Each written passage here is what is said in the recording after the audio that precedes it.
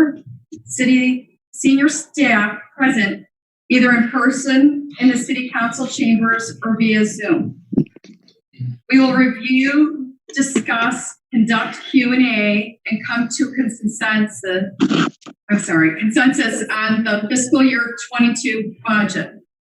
The document you have all received is a collaborative effort with Mayor Marquez, City Administrator Vanna, City Treasurer Corin, and City staff. I will serve as your facilitator. Tonight is the first in a series of meetings with the end goal being to have a public hearing on the budget and City Council vote to approve on Monday, April 5th. I plan to conclude tonight's meeting at 9 p.m. The next committee as a whole meeting is scheduled for Tuesday, February 23rd at 6:30 p.m. We are scheduled to have a series of subsequent meetings as needed for the following 4 Tuesdays. It is my hope that we will complete the city's fiscal year 22 budget review in 2 to 3 meetings. Last night at the City Council meeting, Administrator Vanna kicked off the fiscal year 22 budget review, presenting the 3-year overview for general capital projects, water depreciation, and motor fuel tax funds. He reviewed the revenues within those funds. He also shared with us the public impact that the COVID-19 global pandemic has had on our current fiscal year 21 actuals. Tonight we will begin with department expenditures, starting in order: City Council, Administrative, Community Development, Municipal Services, and Capital Projects. Later we will cover the water funds and motor fuel tax program. The police department will be covered at our next meeting. Many of the items in this year's budget were discussed last year, but were removed due to the uncertainty of the pandemic. I'm sorry if I'm stuttering. It's just I got an echo and Clearly with COVID-19, we have still seen a significant impact on our lives. Taking a conservative, proactive approach last year was a very fiscally sound decision.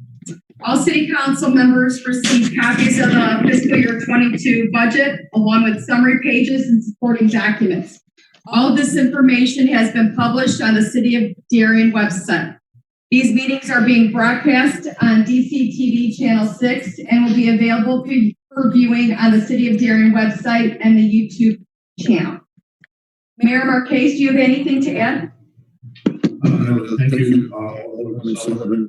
You did an excellent job, and we're ready to start our conversation. Treasurer Corin? No, not at this time. Administrator Vanna? Nothing. Okay, great. Well, then let's kick it into page 4, City Council budget.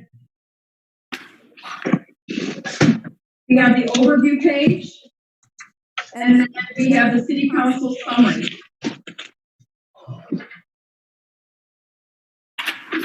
Which is page 5 and page 6. Hey, Mary, Yes. this is not live, right? Is Yes, this live? it is. Oh, it is. Okay, never mind. I was going to say you could share your screen, but okay, never mind. Mary, can I also make a suggestion that the people who are in the chambers turn their microphone or mute their microphones, because we're hearing a lot of backlash with pages and things like that? So their microphone's on their computer. You turn the audio on until they're talking. Yeah, I'm getting a big echo. That's why when I was speaking, it was like messing me up a little bit. Okay, they're not. Okay, good. So Next, City Council summary, page 5, salaries, benefits, operating. Do you have any questions on page 5? Okay. Moving on, page 6. Eric, yes. Unmute. Yeah, it's just, are we talking about the expenses now? We are, Eric. We're on, Right. The question I have is, I believe it used to be years ago, there used to be funds set aside to pay for activities by ward, such as like block parties and stuff. I thought That's there not was, in this particular budget. I mean, I don't know if that we want to consider putting some dollars in for that. It just seems like we need to get back to be able to, work with the people out in the entities and stuff, and having block parties, I think would be an ideal type of situation, but it would be nice to have some funds, not a lot, just to, kind of pay for some of the food and things for those parties. I don't know if the other aldermen think that's any good or. Mayor, if I could, we have not done that in the past, Eric, but Okay. with the agenda that went out, Alderman Klistak had included, or we included an email from Alderman Klistak asking for money for the aldermen for their wards for block parties and different things. And during this particular budget, we're going to at some point when Mary decides to let Alderman Klistak make that presentation. So that'll be coming here in just a couple minutes. Okay, I'll wait. All the other line items before we open up that discussion. Treasurer Corn, did you have something? Sorry, needed to find the unmute. From a personal standpoint, I do not agree with putting funds in for what Alderman Klistak and Alderman Gustafson are indicating at the current time. We're just hopefully coming out of COVID. I don't think spending it or allocating it on the individual ward level is appropriate. As we go through the budget, you will see that we do have 3 events budgeted for Carriage Greens this year. So on a citywide basis, I think it's covered. On an individual ward basis, to be honest with you, I think it's more politicking, and I think it should be coming out of the individual alderman's political campaign funds or something like that, as opposed to from the taxpayers and the residents' taxes. Mary, I don't think Mike heard you say that you wanted to get through with the budget, so okay. It's okay. It's okay. Yeah. So we will continue that conversation about fees, expenses, block parties, funds, but I first want to make sure, is there anything else on pages 5 and 6, aside from that we need to talk about? Eric? Yeah, it's just regarding, why is fingerprinting included in this budget? Why do those dollars belong here?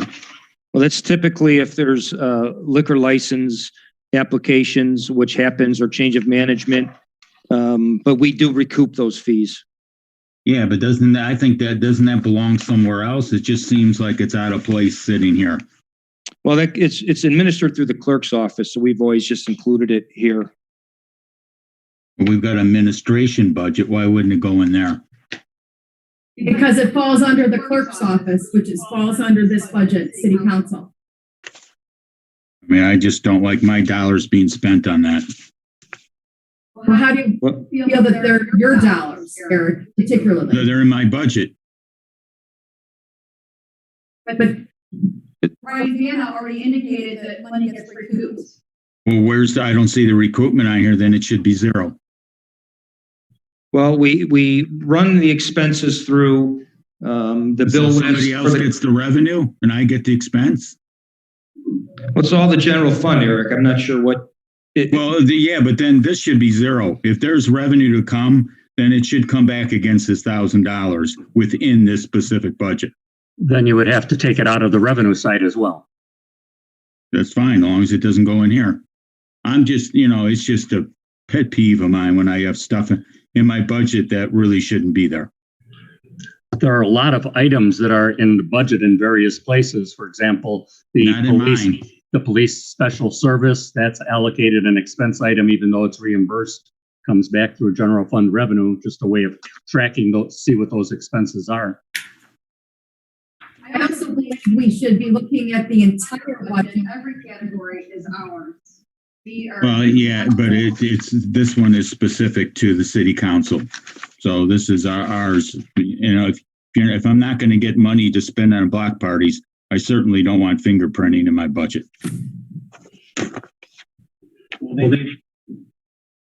I'll defer to administration to decide what's the best place. That's to fine. park it. That's Okay. fine. Any other questions on 5 and 6 before we bring up Mr. Clifford's presentation or comments? Okay.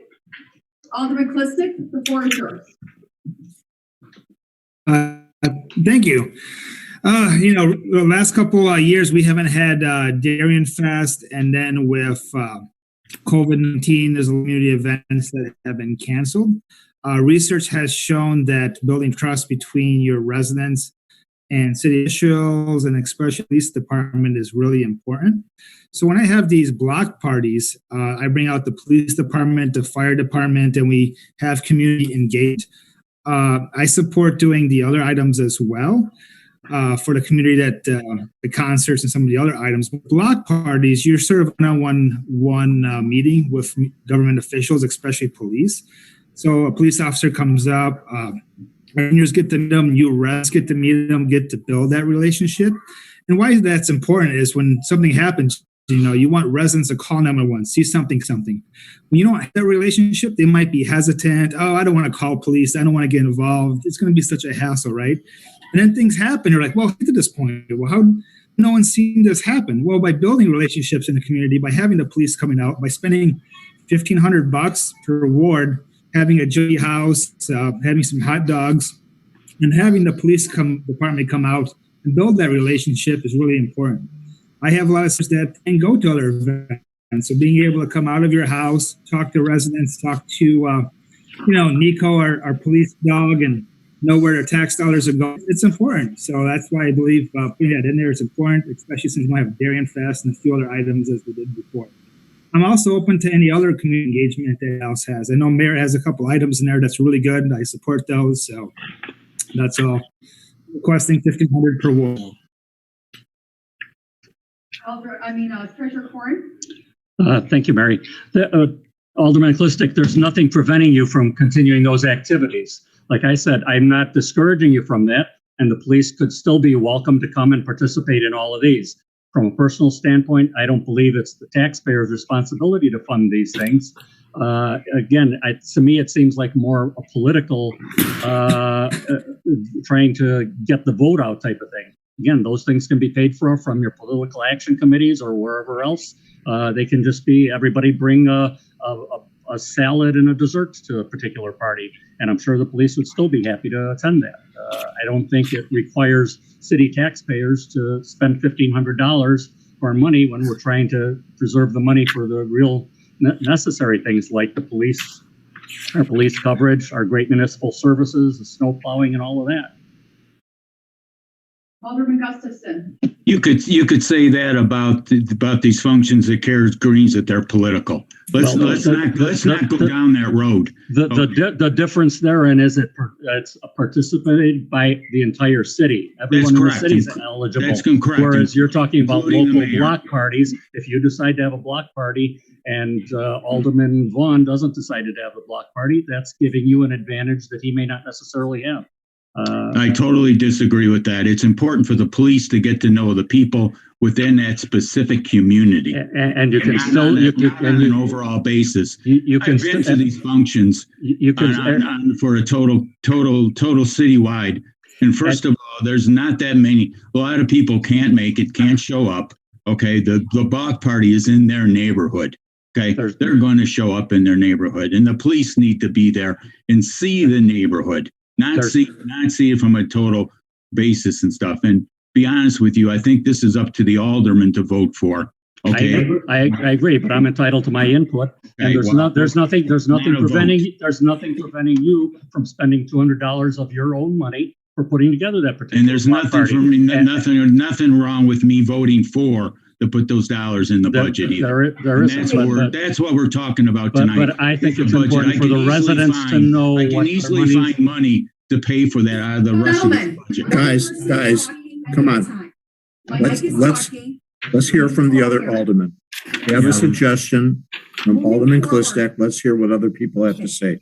But let's all agree, moving forward, we have one person speaking at a time. And if you have a question, raise your hand and then I will call on you. Thank you. Is there anyone else, alderman, that would like to comment on this proposal? Yes, Tom Belzak. I'm not against it in theory, but I'm against it for this year. I'm not. We've just gone through a year where we had to cut quasi-essential services.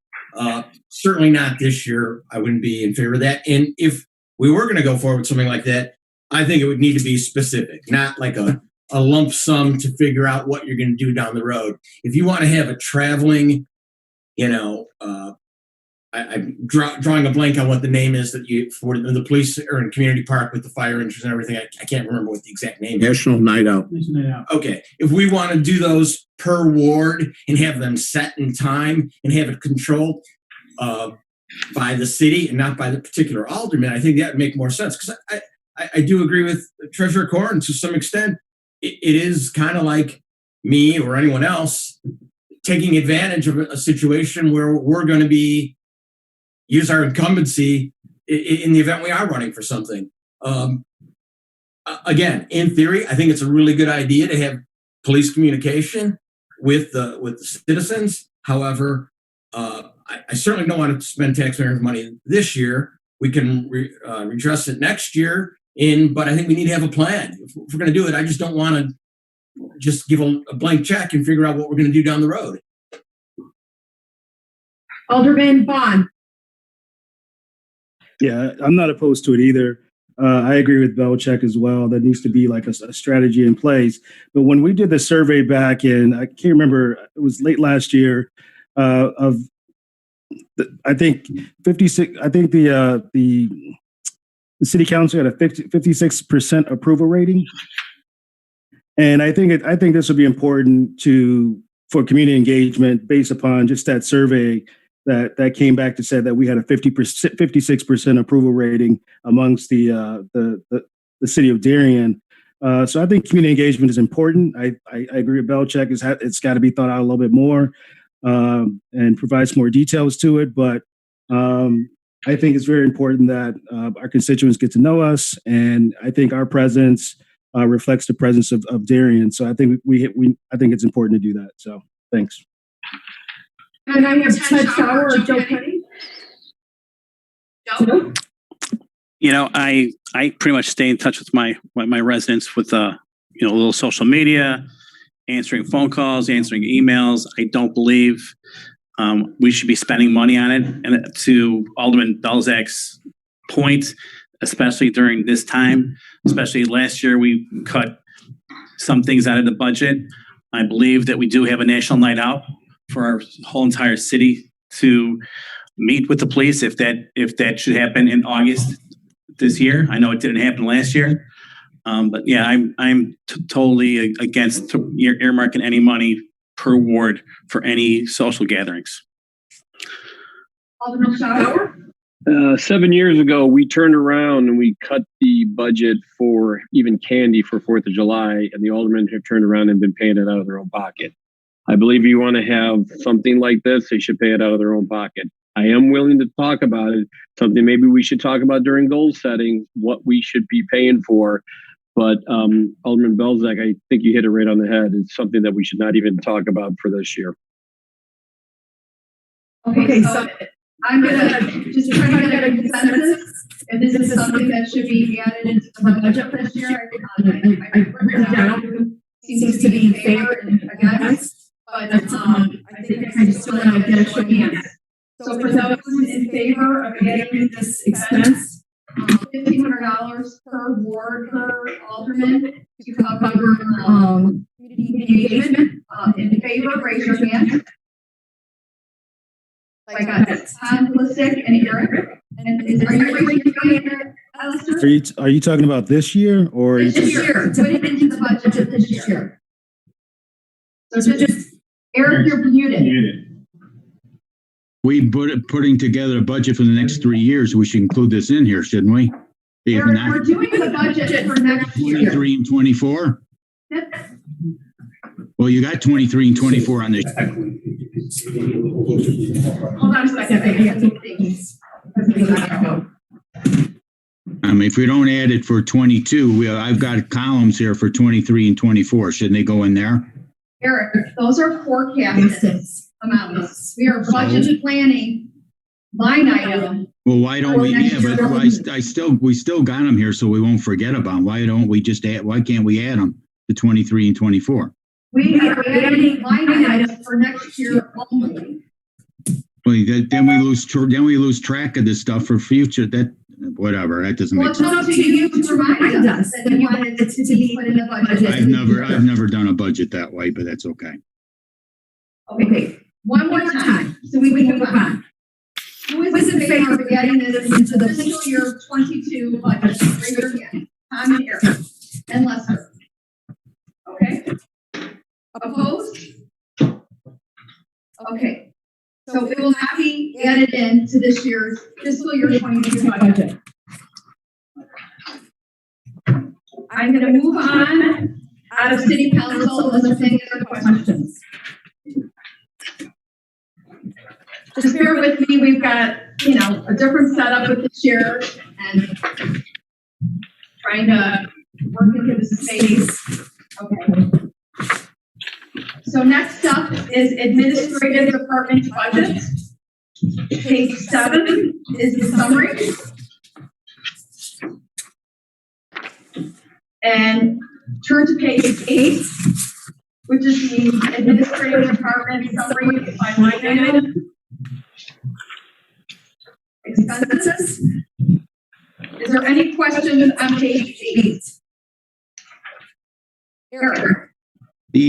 What's this liability insurance? I mean, you got this huge amount sitting here in 20 and 22 that we didn't have that until back in 21 at all.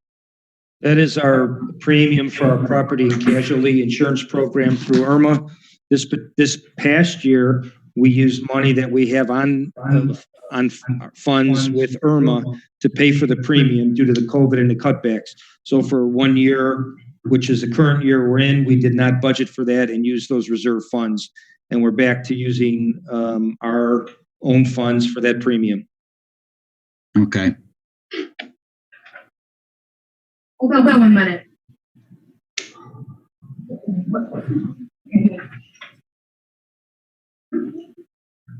Can you hear me now? So I will move past page 8. Page 9. Any questions on page 9? I just have one quick small thought question. Don't want to elaborate. Is there any way, have we looked at possibly doing any virtual concerts for that location? And would there be a lower cost? Because the last year I've seen different artists and stuff doing concerts virtually as opposed to budgeting $9,000 for this item. I don't know if this is something to address now. So Alderman Penny is referring to line item 10-4239 public relations and the free events, bands, characters, and the special events management. We built this into the budget because it was my belief, borrowing something from Living Clustack, that we need to do something for our community. And it was my hope by holding concerts. One in the late summer, one in the fall, and one in the spring. Okay. That we would again be doing something for the community. If we need to do something virtually, we can do that. If COVID is that, we can't do it. That money just goes right back into the general fund. Okay. Are there any more questions on the public relation line items? Are you raising your hand, Lester? You're muted if you're. I don't think he's. I was going to ask a question about the computer support. Are we on page 10, right? We're on page 9 still. Oh, never mind. Okay. I'm moving on then to page 10. Questions on page 10. Lester, you said computer support. If you could, when you ask a question, if you can refer to the account number, I think it'll help people find the item. Yeah, it's account number 104325, computer support $81,903. Is that support? What kind of support is that, Brian? I know we talked about the 47,287, but I can't remember the 81,000. Well, one thing, Lester, if you had a chance to look at the backup for that, we laid out our computer plan, and it includes fixed monthly costs for backup security, server management, and iCloud.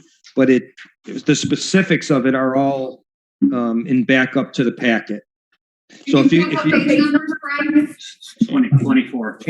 Yeah, starting at 22. So if you look through that and have some detailed questions, you can let me know and we can get another phone conference with a consultant. But it's everything you want to know should be in there. And again, because it's pretty technical in nature, you'd have a better time understanding if you just to look through that.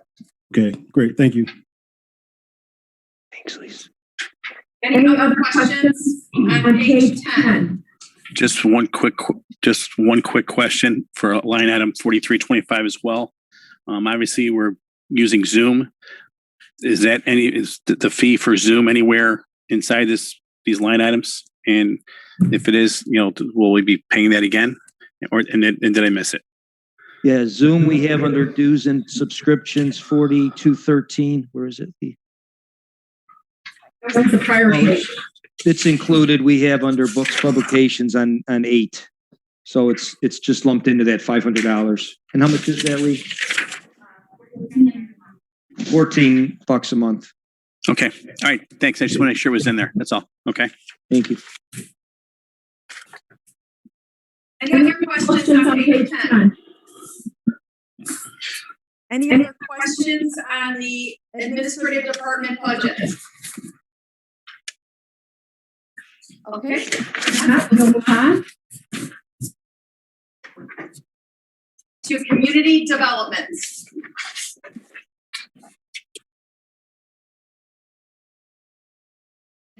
Page 95 is the summary page for community development department budget. The explanations of the summary start on page 96. Are there any questions on page 96?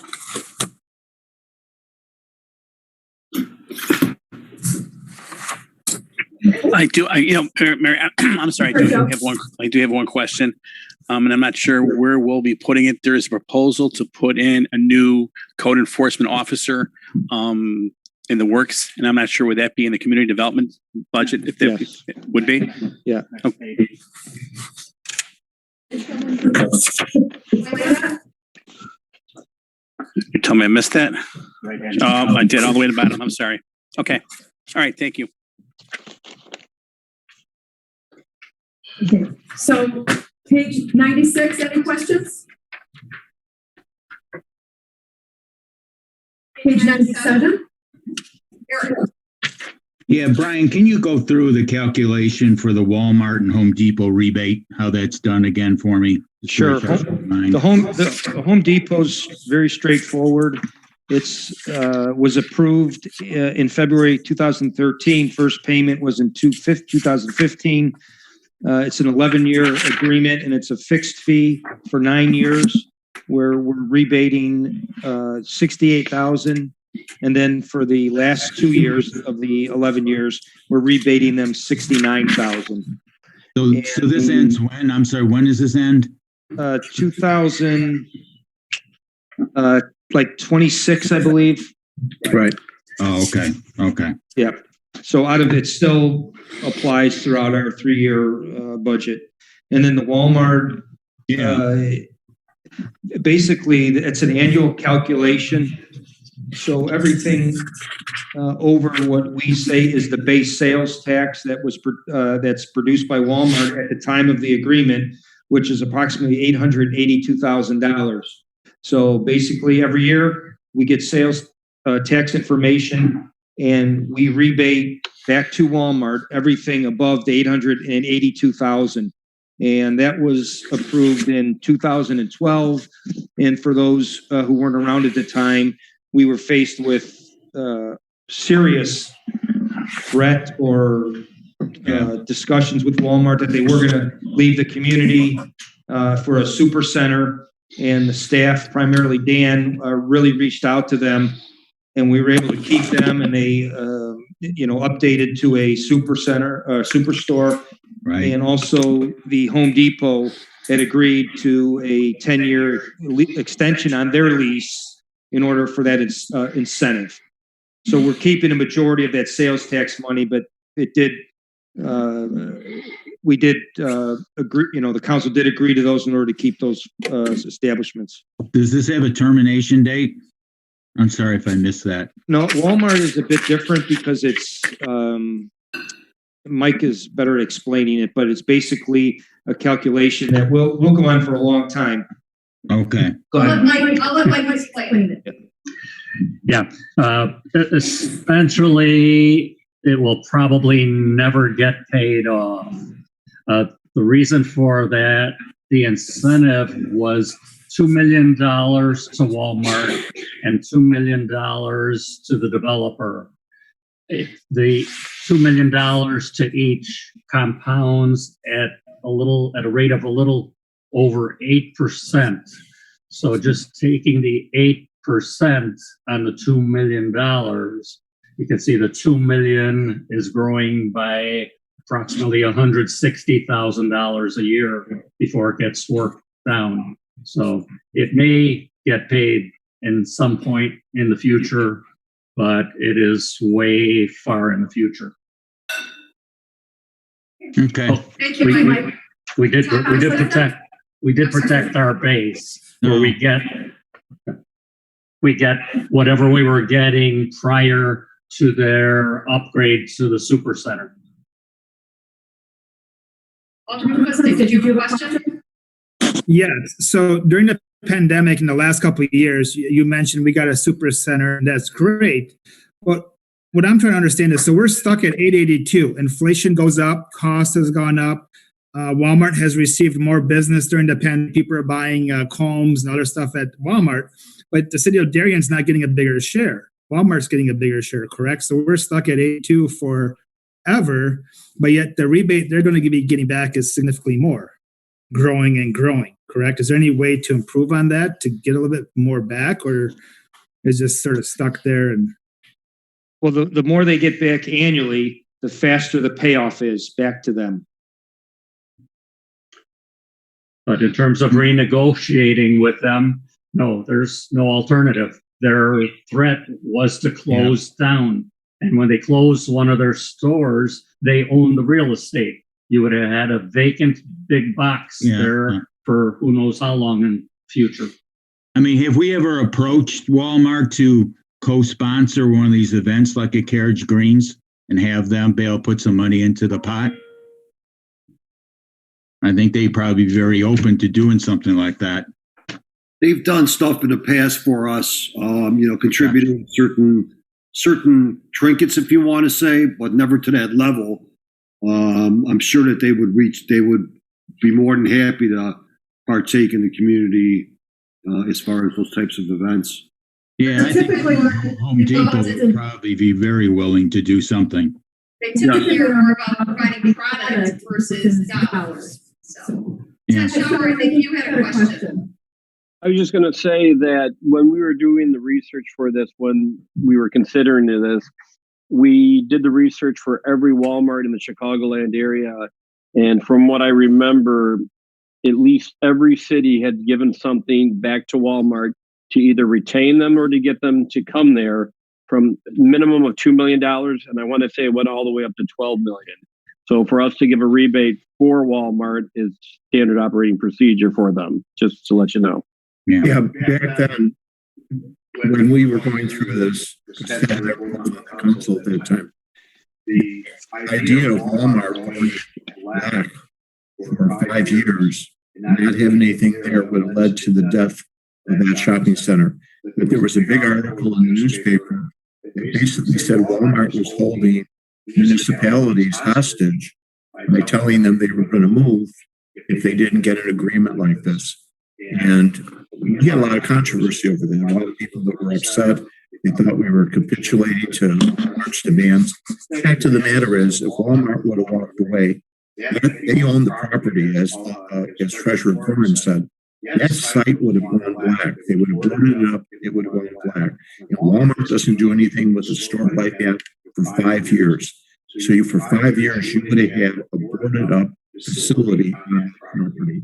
And that's what we're facing.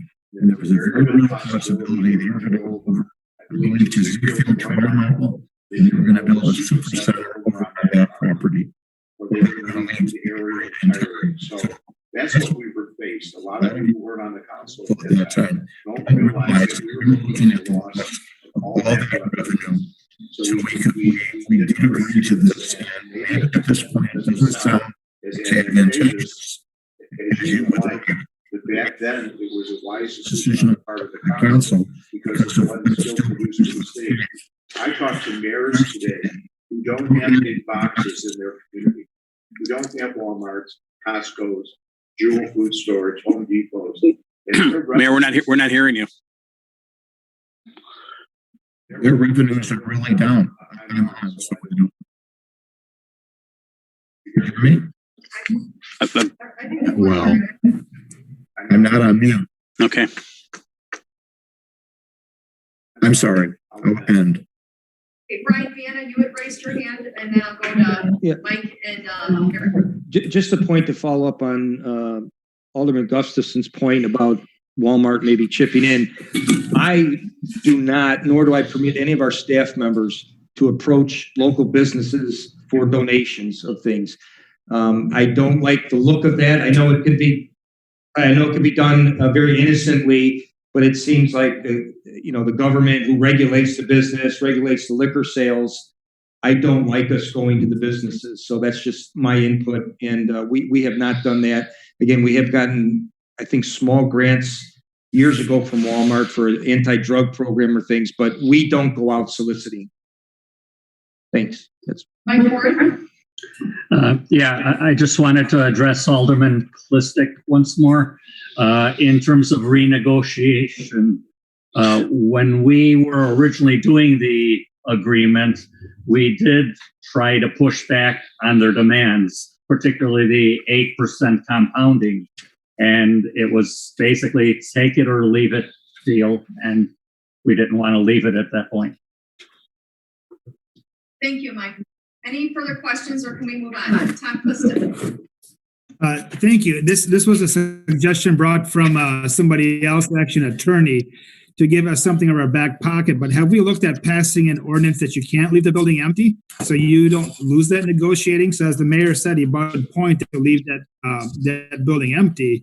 And I actually spoke to a different attorney, a different town, and they say you could potentially pass an ordinance that they can't do that, and that gives you sort of an upper hand potentially. I don't know the details, but that was just a suggestion I heard from somebody else. So. That's worth a thought. Thank you. Anything else on community development, page 97? Last page, page 98. Community development.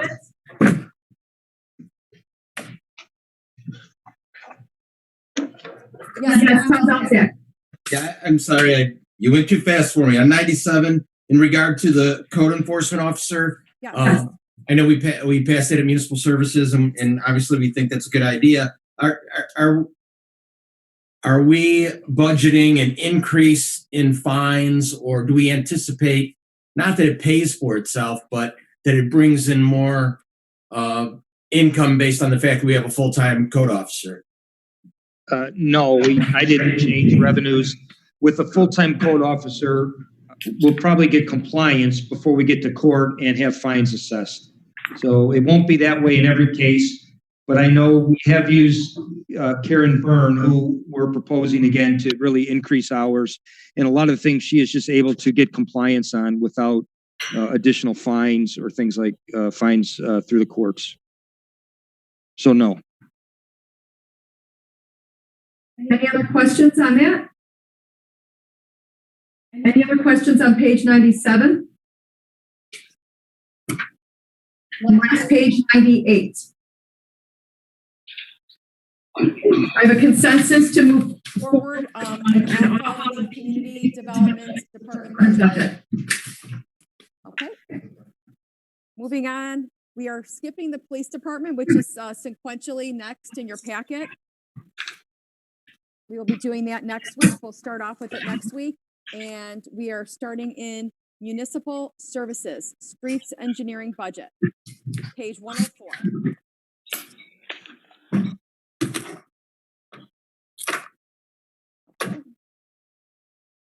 Page 105 starts the breakdown of each individual line. And then there is obviously a substantial amount of backup for many of the items.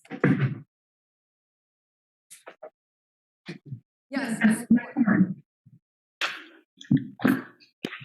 Sorry. Brian, just one thing that maybe we should take a look at. It looks like the Social Security under benefits looks a little bit high to me. So you might just have Julie take a look at Which that. budget, Mike? Oh, I'm sorry, municipal services streets. 2110. I'm sorry. Thank you. So service streets, okay. Yes.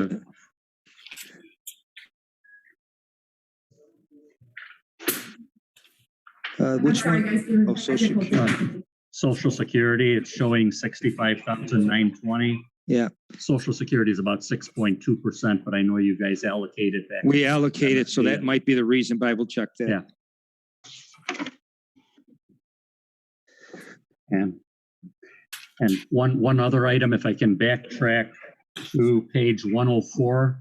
Again, it's a small item, but on equipment, we're showing $1,000 in the estimated actual, Brian, from a $4,500 budgeted.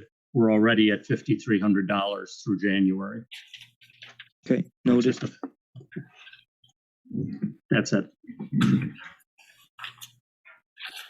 Are people at home able to hear me on Zoom? No? No, it's very difficult. You're like on a whisper. Okay. I hear you well.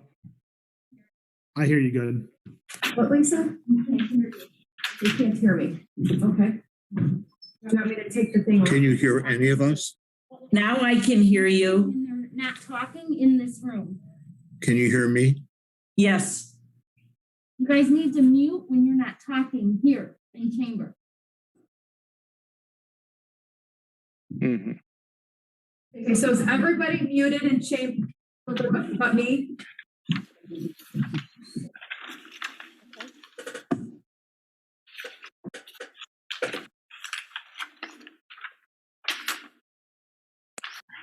Joanne, can you unmute and let me know how I sound? No?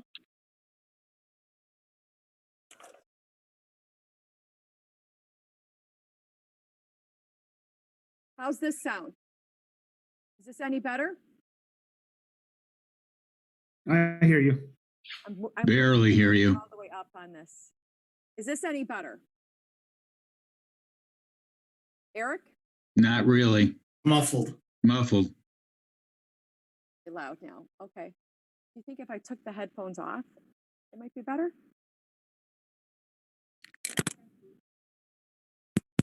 Okay.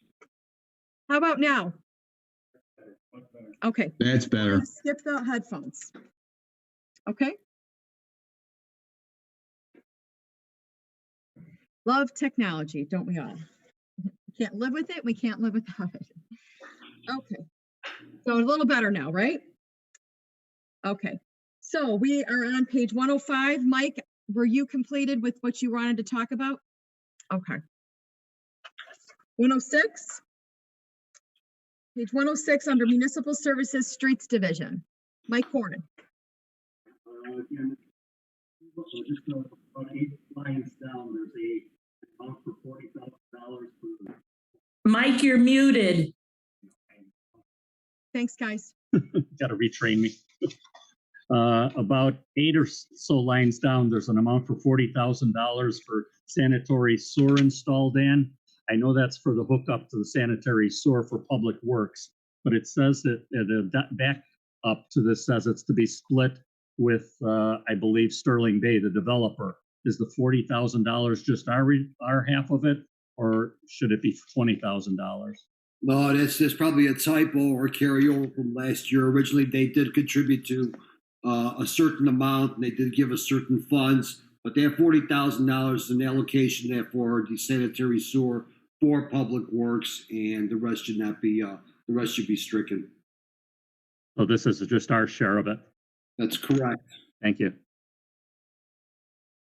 Eric, Yeah, Dan, we talked before, but are the retaining walls on Lyman in this budget? Because I couldn't find them.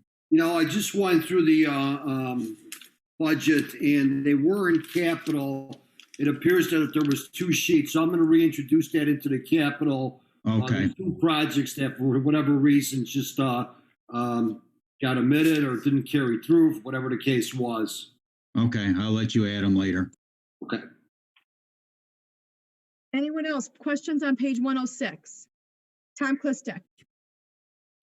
Yeah, there's looks like a cost for child center. What's the child center for? It's under contractual. That's in the police budget, Tom, or Are you on page 106, Tom? Yeah, let me see here. Please state the line item, the account number. Okay. Well, I'm at 100. I was 99. Okay. I was looking at the PDF driver. Okay. Never mind. That's for later then. Okay. Yes, Mike Corin. Yeah, one other item toward the bottom of the page. The hot cold asphalt material and restoration for $17,500, Dan. Previously, that had been in the MFT budget, and now we've moved it here. Any particular reason? Correct. The reason for that is we recently got notified from the state the vendor that we're using is barred from the state, so he cannot perform or sell any material to municipalities under the Motor Fuel Tax Act. So with that said, since it was a very good price, we went out to bid for it. We decided to pull it out of MFT and put it into the general fund. Thank you. Any other questions on page 106? Okay, we're going to move on to 107.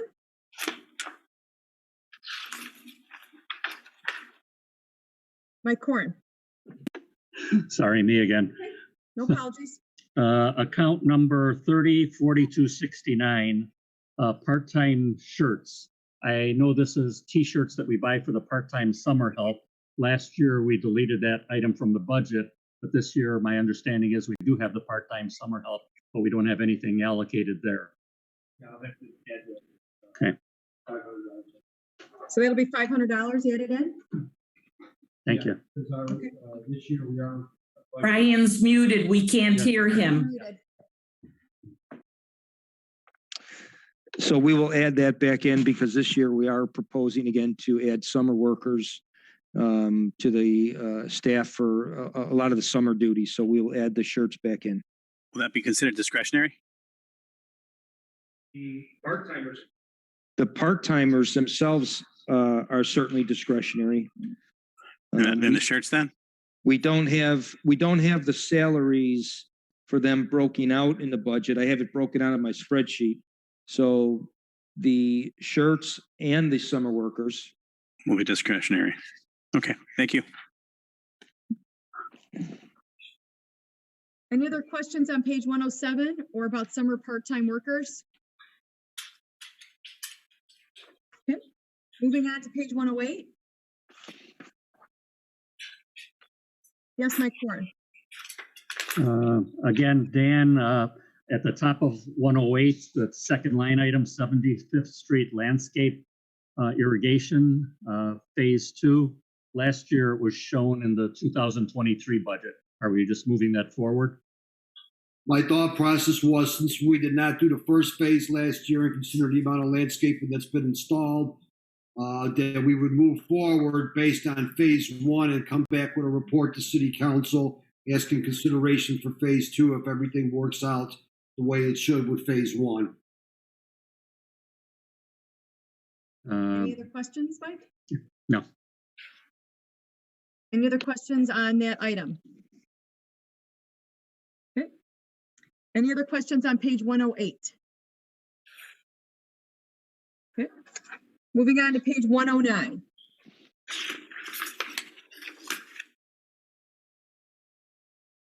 Any questions on page 109? Okay. And obviously there's a substantial amount of backup, but if there's no further questions, we will move, take a consensus that we should move on from Municipal Services Streets Division. Any questions remaining? Okay. We will move on to capital projects.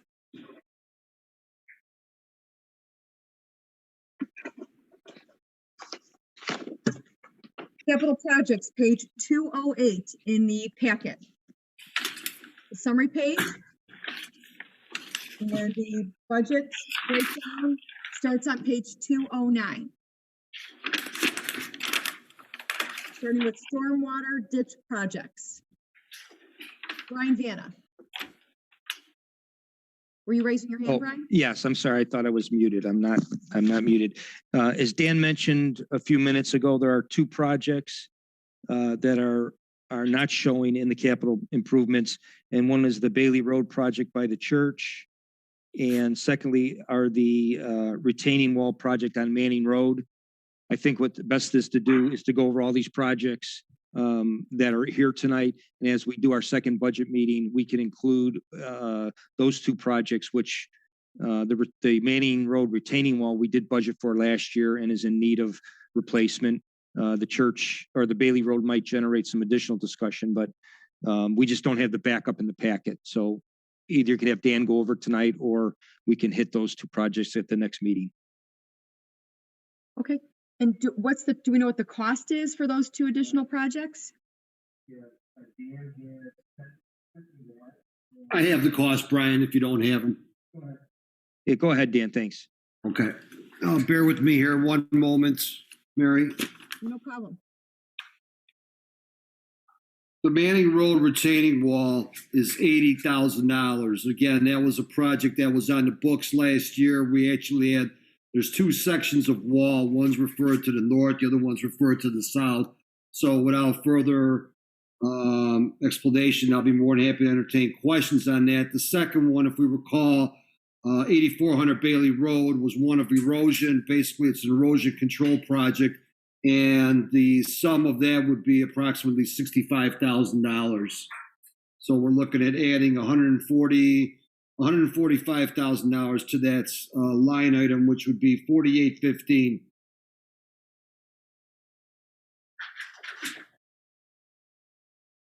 Yes, Brian. One more thing on the bright side, there is a project under the line item on page 209, line item 4390 that we're currently evaluating. It's titled the 83rd Street Light R&R for $187,000. And I don't know if Dan is going to cover that tonight if we get to it or what changes he has, but that should be significantly reduced. So they just wanted to get that out to the council. So Dan, since we've mentioned your name a few times and do you want to start to explain and discuss a little bit more on the stormwater ditch projects that are listed? Sure. It's basically one moment. So we're looking at the $95,000, and that is for, let me see if I can summarize all these together. And we are on page 209, correct, Mary? Correct. Okay. These are, the $95,000 are for the Bentley Avenue, Eleanor Place. They're small little pockets, okay, in Andrews Road. So those are just miscellaneous if you want it. Those are not being included. There's no reason to include those. The 67th Street storm sewer relocation and restoration, that's in the amount of $95,000. Okay, if you recall, this was something that we were going to do last year. This is in reference to the whole reconfiguration. This is only a partial of it, and that partial, that $95,000 refers to basically storm sewer. the storm sewer and restoration. So there's other parts that you're going to see in the motor fuel tax. Just a side note, I'm sorry, the motor fuel tax fund, as well as capital projects. With we'll get to it later within the concrete section. So then we have the R&R rear yard drainage projects in the amount of $116,000. The next one is another public works rear yard drainage project, $99,000, excuse me. The next one again is another rear yard drainage project, public works, $41K. Next one, another public works remove and replace, is an $87,700. Next one is 2061 through Beller through Meadow Lane, is an R&R, also public works project, $30,600. The next one is a rear yard drainage project along Alabama to Claret Hills Road, rear yard city project, $55,000. And the next two are public works projects for Tamarack as well as Glennery in the amounts of $18,000, $12,800. In summary, all these projects have been identified over the last 3 years. They're projects where there's inferior pipe that was installed by others, okay, whether it was unincorporated sections at the time and or developers. So we became proactive and put all this list together, and obviously it's compiled over the last 3 years. So we're looking at a total of $441,150 for these projects. These are not to be confused as rear yard drainage projects participating with residents or participating with residents. Yes, Brian. And Dan, those projects have all been vetted through the Municipal Services Committee, and you do have you have pricing that was already approved, correct? Yes, and I was going to mention that, correct. And Dan, you said that the rear yard Clarendon Hills and to Alabama, you said it was 55,000, but on the sheet here it says 35,000. 35,000. I'm sorry, I misread that. Okay, I just want to make sure we're on the same page. And then have the additional ones that aren't listed, Manning Road and 8400 Bailey Road, have those also been vetted through Municipal Services? The Manning Road has not been at this point. Actually, I'd have to double check that. I know I'd have to double check it, but those were projects again that were approved last year. The Manning Road was approved last year, so that's kind of the history on that portion. Whereas the other one for the 8400 Bailey Road, that was something where, if you recall, we had a couple people come to the city council in respect to the erosion and the erosion control is what it basically boils down to. So we do have backup on that, which I could supply with everyone for a next budget meeting or, through Municipal Services and City Council. Okay, but it's your intent to add those to the budget request? Yes, it is. Okay. Any questions for Dan on those projects? Joe Kennedy. Hey, Dan, I know, I'm concerned with all the snow that we've got coming down. And there are a list of people in my ward that are looking for rear yard drainage projects, and it's going to probably exacerbate itself when this water starts coming down. How far down the list are some of these projects? I'm sure you don't have every project that we're looking at that we've been talking about for the last year or so on there, and I think you might know what I'm talking about here already. And as a matter of fact, I do. Let me see where that's at specifically with the rear yard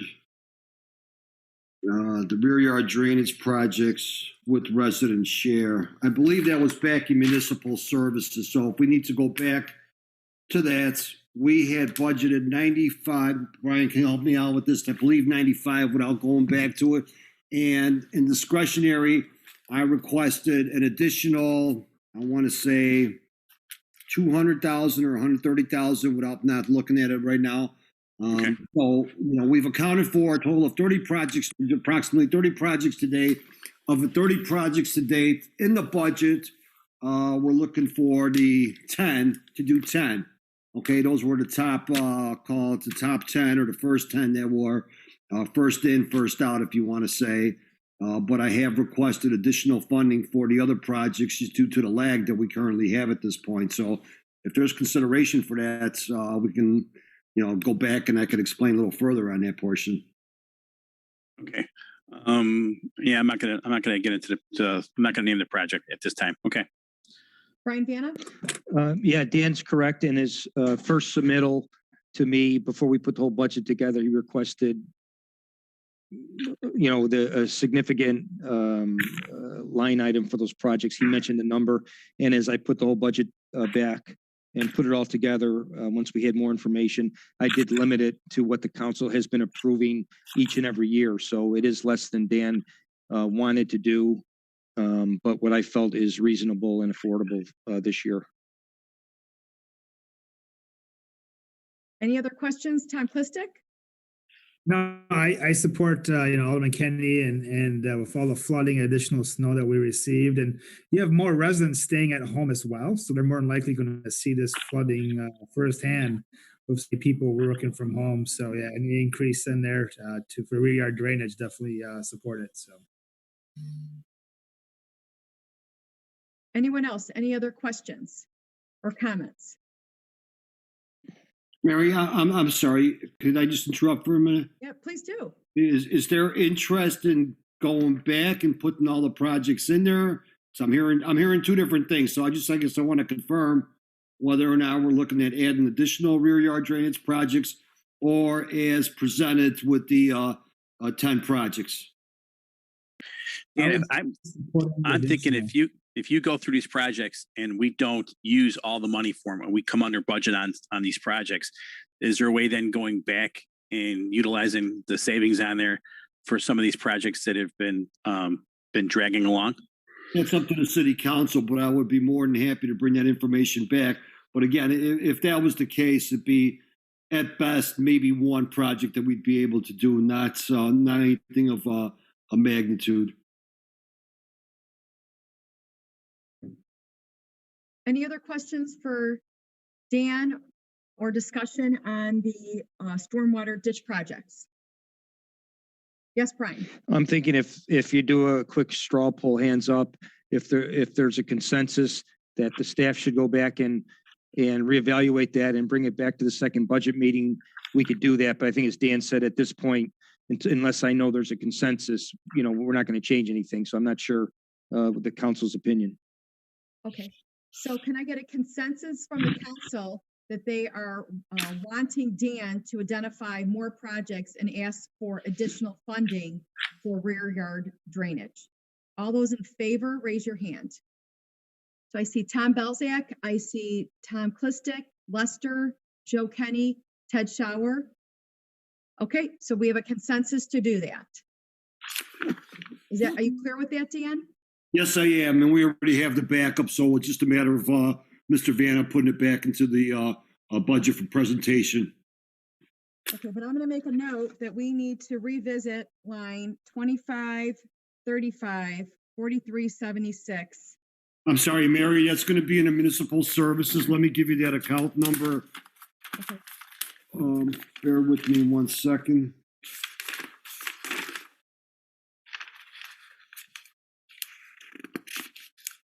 It's going to be in 304374, and that's in the municipal services account. That'll be on page 108. Okay.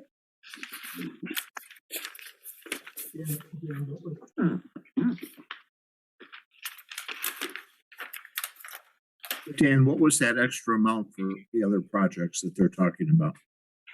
It would take me a couple minutes to look it up. I have my other book here, so I didn't want to waste the time, but I want to say it was approximately 150,000 additional of city funds. That doesn't include the cost share. I have to confirm that number. It will take me a little bit to look at the backup that I have in a separate file here. Okay. If we take a break tonight, I'll get that information. So it'll take me about 10 minutes to. Well, I think that's one of the things that when we're done with the whole process, we need to go back and take a look at how adding that might impact other areas of the budget. So I want people to keep that in mind. If you're going to add $150,000 in rear yard drainage, you have to look at the overall picture in terms of where that's going to put us financially. I just want to add that. Because just to clarify the two different programs. Okay, so if you, as Dan mentioned, you go back to page 108, which is in the municipal services budget, streets engineering budget, okay? Under drainage projects. Okay, the city has budgeted $95,000 for those shared projects.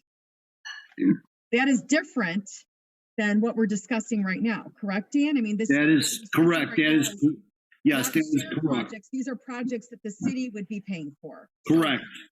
Correct. And that is infrastructure that's currently owned by the city and maintained by the city. That's the difference. So is everyone clear on that difference? So Dan, we're gonna have to cross that road eventually, right? You know, so Oh yeah. we're gonna have to cross it eventually. Okay. Right. And Alderman Kenny brought up a good point is people, due to the pandemic, have been home. You know, I have to agree with him that we're going to see more ramped up calls when people try to enjoy their backyards or the quality of life. And all of a sudden, you know, they're dealing with mosquitoes, so on and so forth. Yeah, there's a treatment program. But again, it's whether or not they could utilize that backyard or not. And I think with the snows this year, it's going to become another anomaly. Not that those will all be problems. Some may be, others may not. Tom Belzak. Yeah, just to be clear, we voted on Brian and Dan coming back with additional projects. It doesn't mean that we're accepting these additional projects or that we have to accept all these additional projects. If the sum comes up to an additional $150,000, we may need to make some decisions on supporting less of these projects. But until we have those numbers, we're just guesstimating. Correct. And the green light to go ahead and prepare that information for us Right. so that we can further discuss it. Correct. Yes. Tom, that's why I mentioned that we'll have to look at that in totality in terms of how it affects the budget. You may say of the additional projects, you want to do $75,000 additional projects. That's what I was inferring when I made my comments before. Right. I just wanted it to be clear that it's not all or nothing. It's not 0 or 150 or whatever the number happens to be. Correct. It's something we can choose when we get Project by better project. educated. Mhm. Absolutely. Thanks for pointing that out, Tom. And I just wanted to tie it back to, since we're talking about two different things right now, and we're bringing something up that we discussed, you know, a little bit ago tonight, that, you know, what the difference is. And we're asking Dan and Municipal Services, well, Dan and his department to go back on the item under Municipal Services, not what we're talking about right now in capital projects. correct. Okay. Mayor, forgive me, because wasn't once I started seeing the addresses, I had a better understanding, you know, what was happening on that. Okay, no, it's okay. all good. I just wanted to make sure we're clear on what we're going back and revisiting. And I just want to say, I think part of the confusion is I thought in prior budgets, we called the both things rear yard drainage, but they really should be called two different things. Because one's city responsible rear yard drainage, and the other's city shared rear yard drainage. But I think in the past budgets, I thought we've itemized the shared ones so that it stood out, so we knew which projects we were doing, and then we had a total number. And I know we've gone over that in municipal services, but it doesn't appear that the budget just has $95,000, which might confuse someone who wasn't at a municipal services meeting. Yeah, and actually on the backup, Tom, you know, I understand what you're saying. On the backup, there's a lot more that's in there versus just that page 108. So I have in my binder from last year, something like this that we had. Right. Dan. That was a spreadsheet of all the proposed 2020 rear yard projects. Correct. Maybe it was from the year before. right, and we had presented part of it already to municipal services, and the city council had a packet of some of that information, whether or not that spreadsheet was similar to that. Mhm. And again, I believe we had 10, and I could recreate the obviously I the think that's agenda what Tom's packet. referring to, is Yes. having that listed out. Sure, and that's exactly what we have. Great. Okay. So can I move on from rear yard projects or stormwater ditch projects? Okay. Page 210, any questions on page 210? Yeah, Mary, Yes, can we go back to 4390 for the capital improvements infrastructure? Yes, on page Okay, 209. correct. Natural area conversion project for Nantucket Basin, 10,000 and 70,000. Is that for the improvements that basically we had a bunch of constituents last year saying they don't want them, which was about 25 houses in that back area? And that is correct. With the exception of Nantucket should have been struck, and it's now the Elm. We have reconsidered that, and again, while we have the opportunity to do it, obviously residents aren't ready to be green, if you want to say. So there's other opportunities where we found to be able to utilize this money. Like I said before, we have to spend this money within 10 years. And I believe this is now on year 6 that we have. So Nantucket is out of the picture, and Elm is now in for play. Okay, so just because it's on this budget, just so for clarification for me, it's 10 and 70,000 is for Elm Street, which is fine, but nothing for Nantucket, correct? Correct. Yeah, Nantucket should have been struck, and I'm not sure, just a typo. No problem. That's all I need to know. I'm good with it. Thank you then. And Mary, if I may continue on that same line item, 2 items down, 83rd Street lights project, remove and replace. If I can go through that real quick. Please do, because that was something Brian referenced a little bit ago. Correct, and that is in the amount of $187,000. For the last couple of years, we've been in negotiations with the Village of Woodridge and DuPage County in respect to specifically the street lights that are on Lamont Road, which are supposed to be the county's, but they're under the Village of Woodridge's power grid, if you want to say.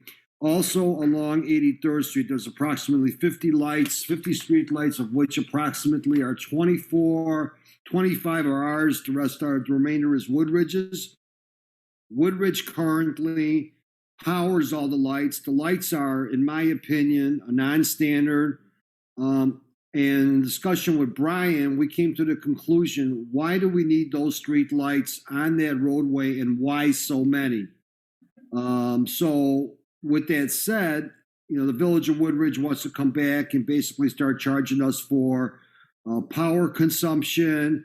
And per this agreement that was dated back, I believe it's to 2005 or even earlier, Woodridge is responsible for the electric charge, so on and so forth. Really, the whole agreement needs to be revamped. While that agreement needs to be revamped, there's also a boundary. I look at it as a boundary dispute because the boundaries seem to go in and out from the north side to the south side between Lamont Road and Woodward. So in a nutshell, our opinion is, staff's opinion is, let's not put these street lights in. Let's take out the street lights when we need to, and just put street lights where the intersections are, such as Beller, Parkview, and perhaps maybe a couple more at key locations. So we don't need to do this right away. Our goal was to do this in order to take down some of the lights that are currently failing. So there is a number of them that need to come down just due to the condition they're in. They're concrete poles, and the bars on them are starting to be exposed, to which case is causing a fatigue on those. So obviously we don't want to have a liability of a 30-foot light pole coming down on something or someone. So that's kind of a bit in the summary. So we would definitely reduce this whole budget by, maybe leave 25,000 in there for us to be able to go take down streetlights as we need to, if we need to. So that's a significant reduction. Correct. And that's provided that the city council is in concurrence with not having, street lights up and down that entire corridor. Thank you, Dan. Does anyone have questions about this particular item? Tom Klistek. Thank you, Mary. Just with regards to Nantucket, Dan, I know there's some residents that had concerns about that. Is there any other way to address the flooding? Because I think one of the sections of putting the nature preserve in there was to address some of the flooding. The equipment was getting stuck. So is there like a backup plan to address any flooding back there? Or because we had issues with mosquitoes, water sort of just sits there in the back. So is there any other options for that area? Unfortunately, our game plan was when it dries out, then we'll go in there and do the job that we need to do. During the rain events, the grass will become high. We will treat as needed with our mosquito company. We'll treat the stale, stagnant waters as needed. Okay. Any other questions on that? Back to streetlights on 83rd. How dark was that, stretch of street become with the removal? No, it'll become dark. It's not going to be lit up as it is today. So if you were to picture, and I'm not sure what Woodridge's intentions are, but in our opinion, those lights don't serve any residents that's in the backyards of their homes for a stretch, and whether it's 40 homes, I see no benefit. If the elected officials would like the opportunity to at least, canvass the area until our next budget meeting for further input, we could leave them in there. But once we decide once we inform Woodridge that we're not going to be partaking in anything, it's going to be a different setting for sure. Eric, that's your ward. What's your thoughts? Yeah, I took a ride by too, because you're also going to have, Dan, the lights will still be there on the Woodridge side. I would presume so, yes. Right? So you're still going to get some lighting there. It's just going to be one side of the street versus another. But I would think the lighting on the north side would still be able to cover quite a bit of the south side too, lighting it up. Right. The lights altogether, they have to be redone. They don't meet any standard anymore. It's an old, what they call a shoebox standard. Is it possible, Dan, just to the ones we're thinking of getting rid of, shut those lights off, take the bulb out, and just see what it looks like for a period of time? Oh, I'm sure that's probably a good idea. We could do that. I see. And we'll have to do a test period for a certain time. Obviously, calls will be generated. But yes. Yeah, just to kind of, because there was, you drive by and it's hard to tell, what it's going to look like when the lights aren't there. I mean, it's difficult without the lights actually being turned off. I would picture it as a Manning Road from 75th Street to Plainfield Road. That's probably the best vision I can portray back to everyone. Yep. Brian? Yeah, I was just going to make that point, Dan. There's a number of streets, such as Manning, that might have streetlights at an intersection, but won't have streetlights up and down. So what we're talking about here is nothing out of the ordinary. It's nothing different than we have on a number of other streets, correct? That is correct. And, one thing that's very important here is, Eric, you mentioned that if the Woodridge retains the boundary jurisdiction is very peculiar, because for like maybe 300 feet, it's Woodridge is on the north side. Then, Woodridge has the entire north side and south side. Right. 300 feet later, Darien has 300 feet north side and south side. So again, it's just a hodgepodge of a boundary that should be straightened out. So that would be my first goal, to pursue that. But meanwhile, just to get some direction, I think the direction is for at least to have Woodridge, see if Woodridge will cooperate with us and take out certain street lights, or I should say, turn them off temporarily. There'll be a minor expense to that. And then maybe we can have a time, hopefully within the next 2 weeks, where the city council can have the opportunity to peruse by and get their opinions. Does that sound like a plan? Eric? That sounds great to me. That sounds great. Dan, if you could alert us then all to when that takes place, so that we... Yes, I'll do that. Sure. We'll do that. Do a coordinated effort. Any other questions regarding the streetlights or any other items under capital improvements infrastructure? Okay. Any questions on street reconstruction rehab on page 209? Okay. Moving on to page 210. Any questions on page 210? Okay. Any questions remaining on the fiscal year 22 budget proposal for capital projects? Okay. The Public Works Building, I think somebody said. I don't think that's in the shares. Okay. I don't think Mr. Vanna heard me. You got those budget dollars in for that, right, Dan? Yes. Okay. So are we? Non-discretionary. It's almost 8 o'clock. It's 7:54. Do people need a break or should we keep forging ahead? Let's take 5 minutes, Mary. We'll take a 5-minute break. Okay, everybody? 5 minutes. 5-minute break. We'll take a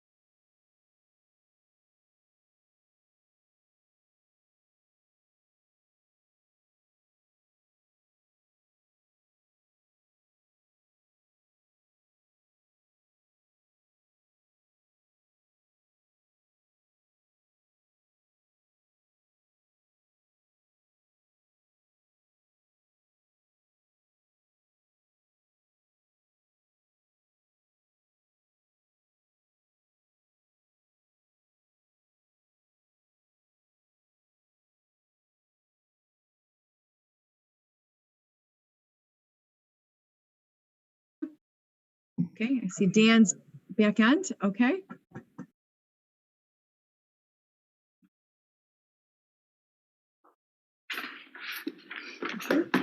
Everyone's back on, I think. Great. We'll resume our fiscal year 22 budget review, and we have moved on to the enterprise funds.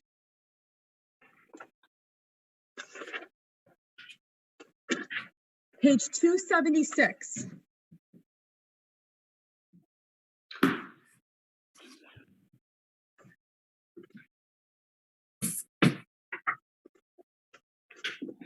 Page 276, Water Fund Summary, Municipal Services. The backup starts on page 278. Where did the revenue review yesterday? Correct? So we will then move on to page 277 and page 278. Starting at 278 with salaries, benefits, and operating. Is there any questions for water fund budget, page 278?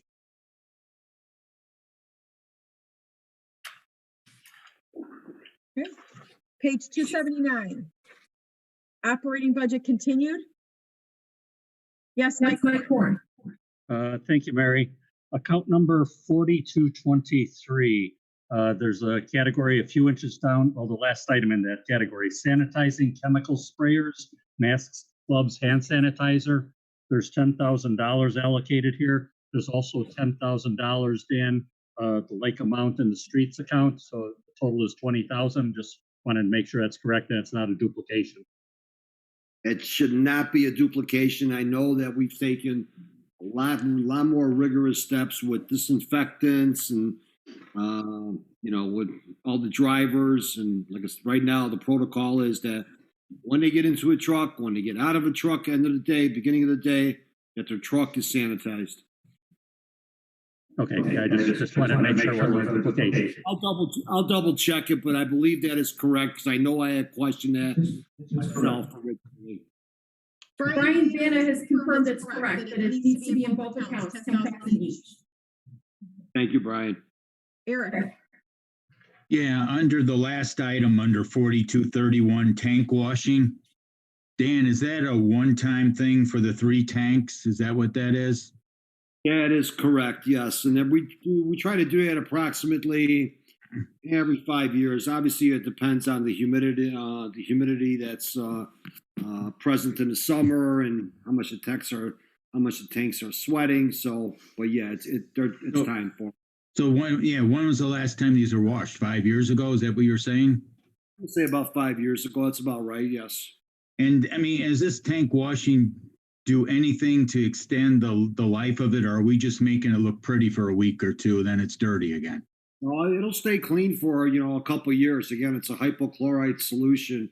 To us, it's an image of the town. They have that residue. You look at some of them, how black they are. That just is it shows that you don't keep your house clean. I mean, do you think residents would actually even notice? Oh yeah. You think so? You'd be surprised. This year, we probably received a handful of calls in respect to the tanks. Yes. I guess I'll Mark Delay. My apologies. Mark Delay is a total nightmare. It really is. Is it? No, it's unbelievable. And Okay. when did we paint that? When did we redo that paint on that? Dan, was that 10 years ago? For the one at Mark Delay, it sounds about right. 10, 12 years ago. Yeah. Yeah, because the bottom 3 sections are just completely. It's a nightmare. It really is. Best way to describe it.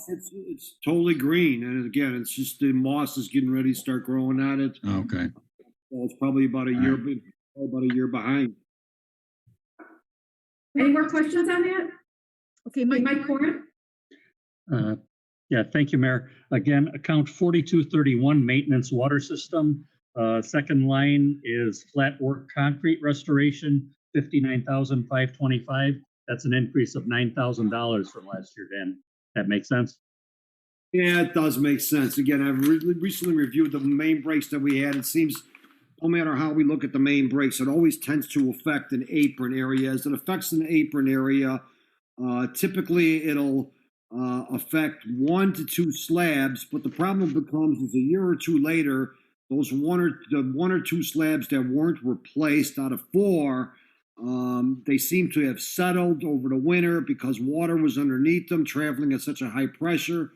So I just made sure that, we want to make sure that when we go in for an operation to restore the concrete, that we remove all 4 slabs and we're not going back the following year. Then we have a mismatch, so on and so forth. Thank you. Any more questions on the water system or anything on page 279? Okay, moving on to page 280. Operations, training, education, telephone, uniforms, and then contractual services. Mike. Hi again, Mayor. First item, account 4255, Dan, liquid chlorine, $2,500. New item this year? We're going from liquid chlorine versus the gas. We're using limited gas. The hypochlorite liquid solution is something that we wanted to get back into practice with. It's safer versus the gases. The gas is more quicker reacting, whereas the hypochlorite, the liquid, takes a little bit longer and the concentration is not as high. But yeah, we're still allocating the $1,500 for the chlorine gas as well. Correct, and we're looking at potentially, we will be reducing it and or eliminating it. We're in the process of finishing up, changing over the equipment to liquid versus gas. So there's a little bit of a changeover period here, Mike. Thank you. anything else on page 280?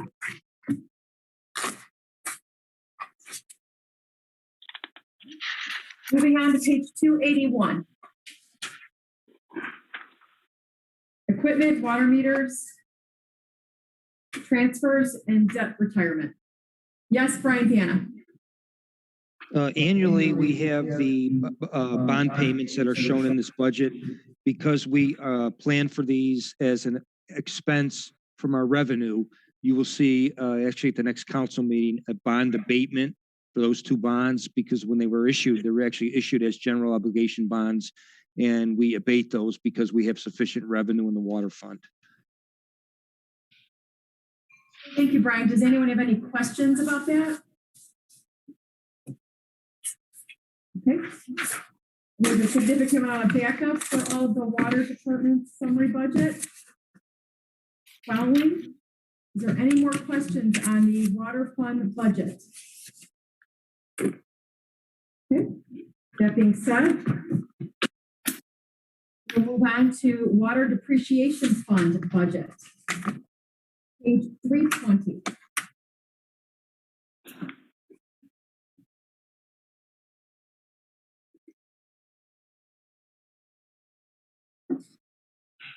The supporting documents and the summary starts on page 321.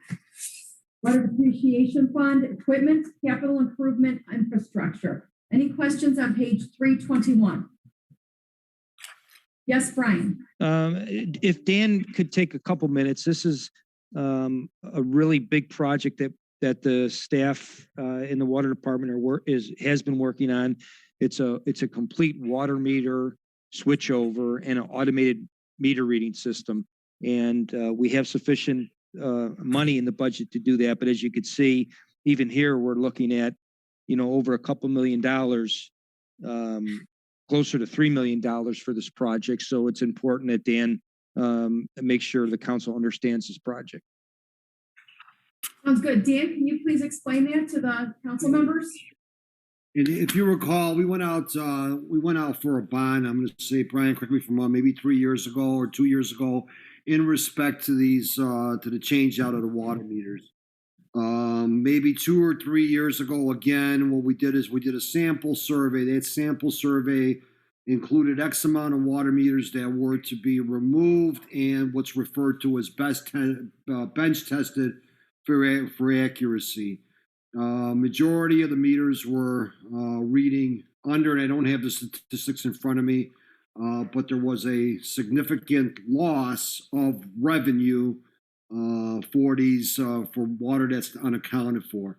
Without not getting into EPA requirements and Department of Natural Resources requirements, the city of Darien, along with the village of Woodridge and DuPage County, along with Lyle, have gotten together. There was an RFP that was put together for the purchase and installation of what's referred to AMR, automated meter reading technology.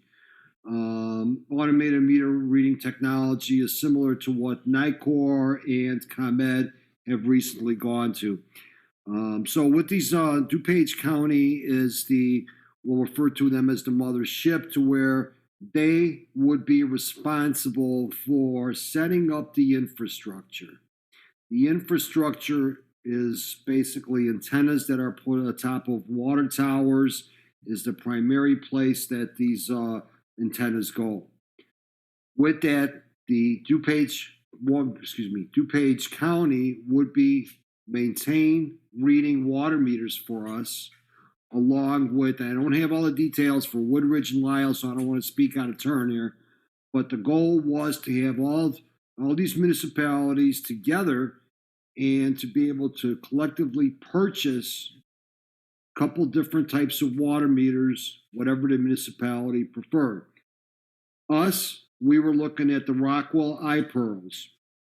Now, what's important also now is we had a bid opening. We met with all the manufacturers, the 3 manufacturers, so it's more or less, the award was based on performance, somewhat of a performance contract. We had interviews with the installers. We had interviews with all the vendors, and the choice became Rockwell census meters. Again, there has been no agenda item on this at this point yet.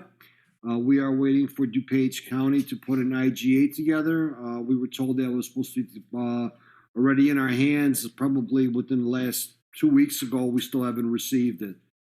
So in a nutshell, what we're looking at is to remove and replace approximately 9,000 residential meters.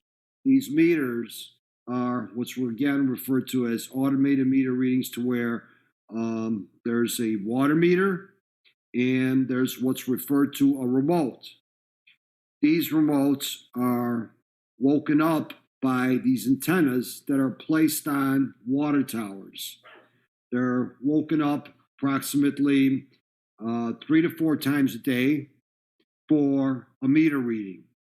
What's neat about this whole system is that there's alarms that could be set for A, tampering, B, excessive use.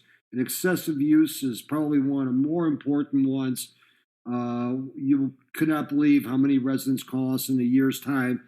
They had a water leak, unbeknown to them, and they have a $700, $800 water bill. With this system, it's a system that sets off an alarm, and it gives the municipality an opportunity to call the resident and say, hey, we just received an alarm. You're above and beyond what you normally use. So that's really a great benefit for residents. From an accountability standpoint, the water meters will be reading more accurately, which will mean better revenue for the city. Again, there's a wholesale cost that we pay, so we're losing out on the wholesale, yet alone on the revenue when to sell with all the water loss. What does the water loss approximately equate to on a water meter program that we're currently at? Probably close to 7 to 10%. So is that the cure-all? No. But again, it's a good start, and we have to be in conformance through the Illinois Department of Natural Resources as far as EPA requirements for preventing water loss. And one last final thing is our city of Naperville has recently gone for an RFP, and ironically, they also went with the census / Rockwell. Rockwell is the old terminology. I still refer to it as, but census is the meter, and the city of Naperville awarded to census. DuPage County is currently negotiating that same contract with the vendor to see if we can get the same pricing as Naperville. We're just waiting for that word, and hopefully we plan to see an IGA along with an RFP forthcoming within the next 3 to 4 months here. And the backup for what Dan has provided for us. Starts on page 362 of the packet. Is there additional questions on this for Dan? Mike?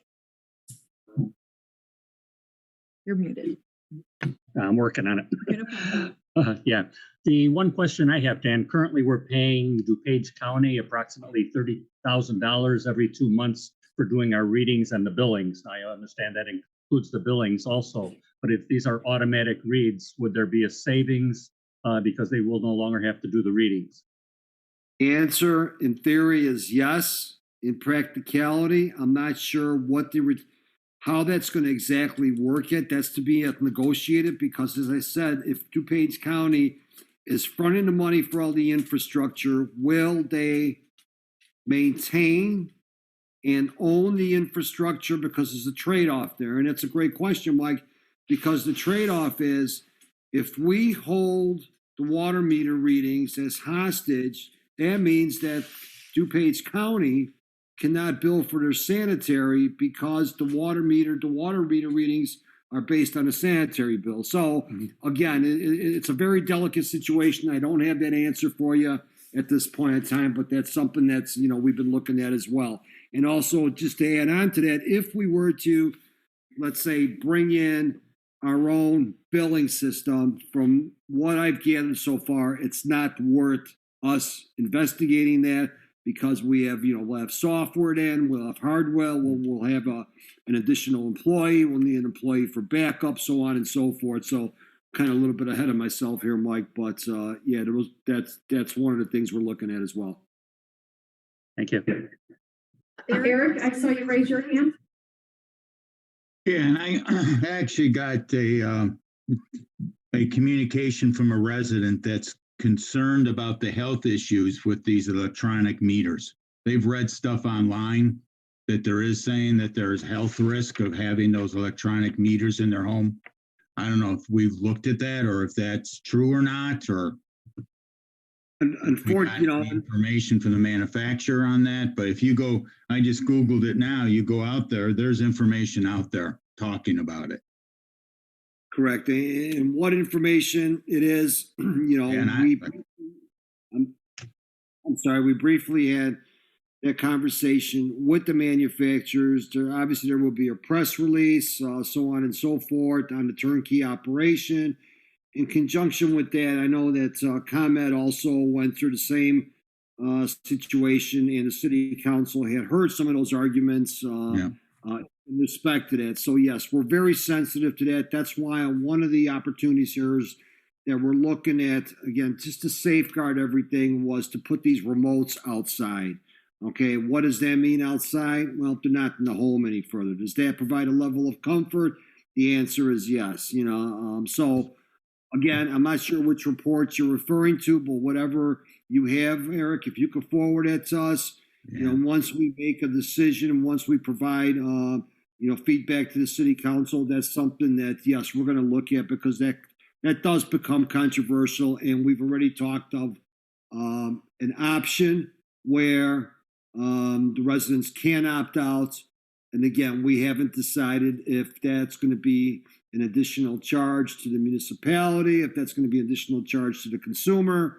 But yes, there will be opportunity for the opt-out. Okay. Yeah. Because it's no different than people concerned about the 5G towers. Everybody gets paranoid when you start talking about towers up, and then you put one inside their home or right outside their home, and they get concerned. I understand. And, high tension wires have the same, the same element proven Oh, yeah. or unproven cell towers, so on and so forth. So again, it's whether it's factual. Again, we need to research it and make sure that we have the right answers. Do you mean if it's on the internet, it's not true? Oh yeah, my fault. It's always true, right? Right. Bonjour, like the Allstate commercial. Tom Bell's like, I saw your hand up. Yeah, didn't we budget for this last year too? Not to this extent. So did we not did we not change out any meters this year? Now, as a matter of fact, we had our goal was to have 2 phases of this. Our goal also, probably, was, if DuPage County was not going to move forward, the city of Darien decided to move forward.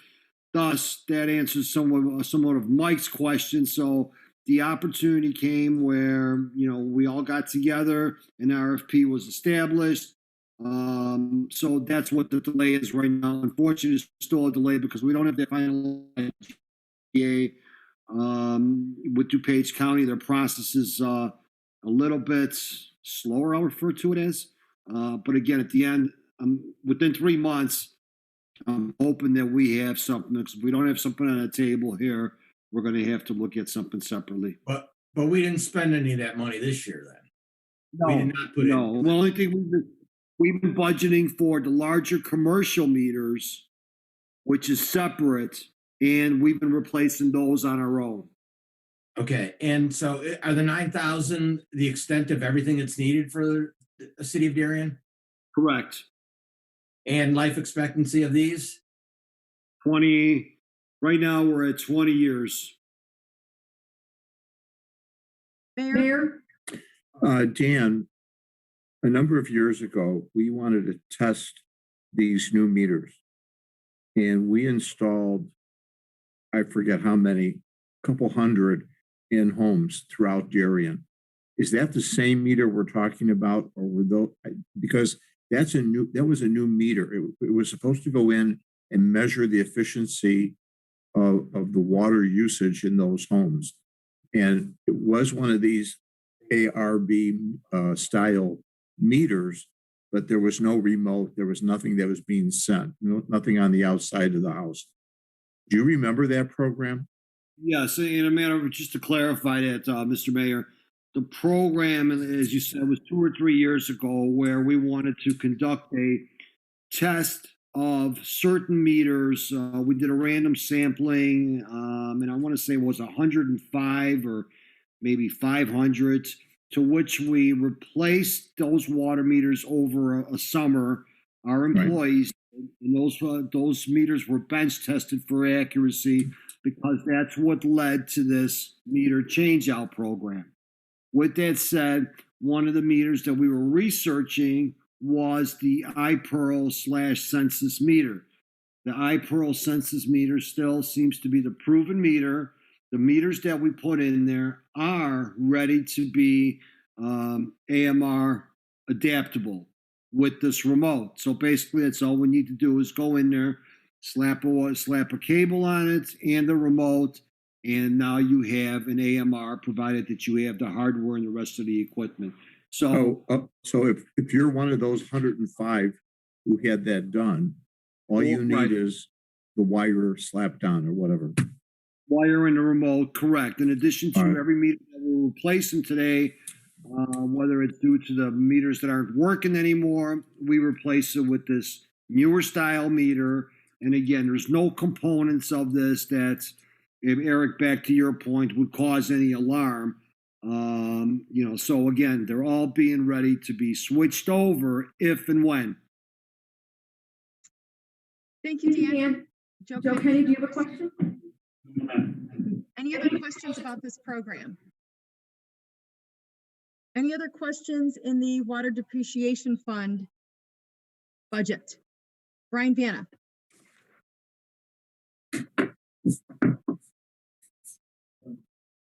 Hey, Dan, could you just also mention the what is in there is the fire hydrant painting, because that's very visible, and we haven't talked about it again. But why don't you just cover that real briefly?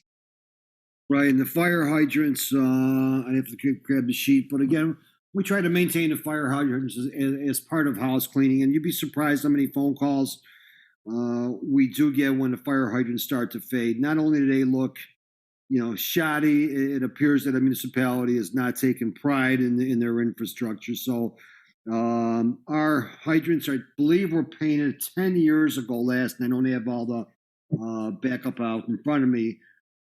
But it's a program that we also had done a joint participation with, and we went back to the vendor this year to see if he would honor his pricing and hold his pricing, as this was the last year of the contract, and we had it in the budget, I believe, for last year, to which we held back on that. And Dan, my wife wants to know if I can paint the one that's on my property. Sure. What color would your wife like it? Because we want to make sure that we have the opportunity to accommodate her. We'll do the red. But how many hydrants are there? I want to say 2,000. Is it? I forgot, was 40. I want to say 4,000. I'd have to double check. Okay. I'm getting my numbers confused. Not hold on. Dan, you're right though. It was at least 10 years ago when we did the hydrants last. Right, and it's noticeable. And for the record, I want to just the people always ask, well, why don't you guys do them in house? It doesn't work. Okay, and I'll be the first one to tell you that you need to sandblast them, and the primer and the paint. The professionals that do it basically have an apron for these things. When we paint them, I guarantee you, then the caps aren't going to come off. I've been through that years ago, and again, it's some things are best left to the professionals. I'll take it off my to-do list. Trying to get you out of a chore here, Eric. Dan, you're looking for the quantity of the hydrants? I'm sorry, you had a real bad echo, Mary. You're looking for the quantity, right? Yes, I am. Okay. 1,550. Yeah, put 2. All right.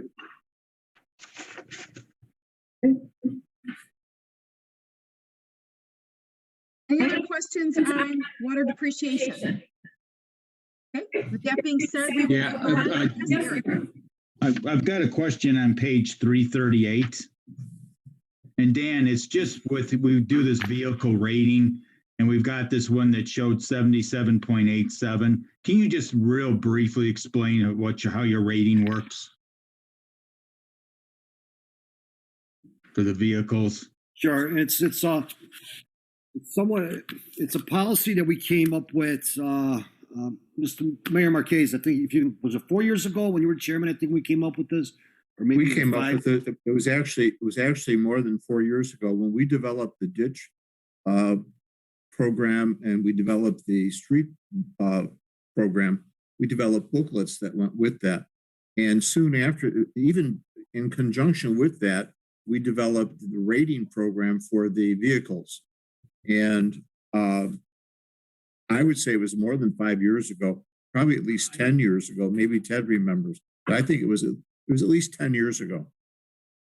Yeah, okay.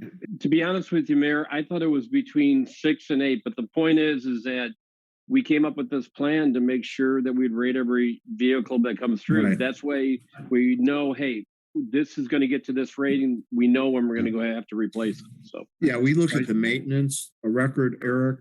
How many times we have to bring this thing in? We look at the breakdown, the number of breakdowns, things like that. All of that goes into that rating. The miles. So there's a lot of factors in there. This rating of 77.87, is that that's not good? That's not good, correct. And again, it's a conglomeration, as the mayor and Alderman Shower had mentioned. It's a conglomeration of dependability, maintenance, aesthetics, so on and so forth. But I could share that with you, the policy on it. And again, I think it's a very good tool, because this way it's subjective by it's reviewed by one person, and one person is consistent with the standards, if you want to say, and has the ability to rate the stuff. And there's proof, and there's always proof or backup with invoices or, you know, things of that sort, and problems, concerns, so on and so forth. So how many but- how many of your vehicles have a worse rating than this that you're not replacing? I mean, I believe they're all in the budget right now. They Okay. are all in the budget. And Okay. Gary from last year as well. I think Brian may have put one or two for next year. Brian, if I'm not mistaken, didn't you earmark a couple? You pushed them out. You recall? This year we took the, sorry, I'm getting an echo. We took the list that you had given me and we went with that. We didn't push anything. We did obviously the current budget where we pushed because of COVID, but I didn't push any out that you had requested. I don't recall any of those. So Dan, do you feel comfortable in what we've got in here now for vehicles? Yes. Yes. Okay, you're able to live with what you got then. That Beyond is this correct. stuff. Yeah, we're not. I think we're very frugal with the equipment we ask for, and every piece of equipment that we have does get utilized. Dan, Hey, Dan. Oh, I'm sorry. Go ahead. years ago when Ted and I were on municipal services together, and we developed the ditch catalog, the street catalog, and the vehicle replacement program, we each got a copy of all the rubrics we use to do those ratings. You know, and I have that at home. If I have a resident who calls me, I could look at that.